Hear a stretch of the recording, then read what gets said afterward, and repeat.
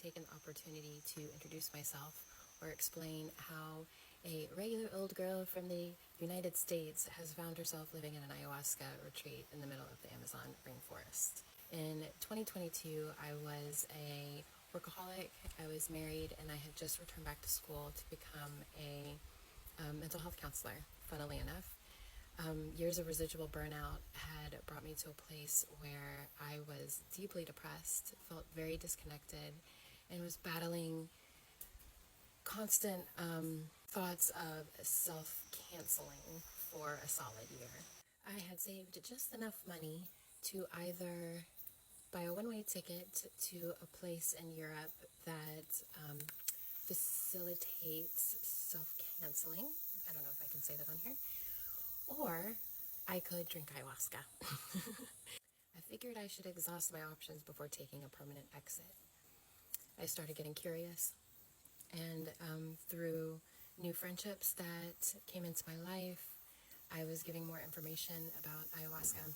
I tried to attend a ceremony retreat weekend in California, and that fell through, and I was devastated, thinking, this was my last shot. This must be a sign. So dramatic. When my best friend suggested that I really consider drinking this medicine in her birthplace, in the jungle of Peru, I said she was crazy. I didn't have the money. I had never left the country. I didn't have a passport. I couldn't take the time off work. I had nobody to go with. And within a few months, all of those excuses were remedied, pretty much.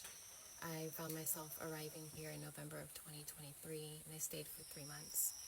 It was truly, clearly life-changing. I returned back to America for 5 months to wrap up a few loose ends, to say some really hard goodbyes, and to return here. I've been here for a little over a year now, and I help facilitate bringing small groups out to the retreats.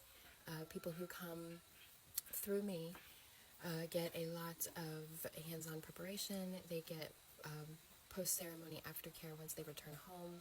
We do integration to make sure that the lessons and the insights that they received in ceremony really stick with them and they can apply them to their daily life. So, and I'm Debbie Eve.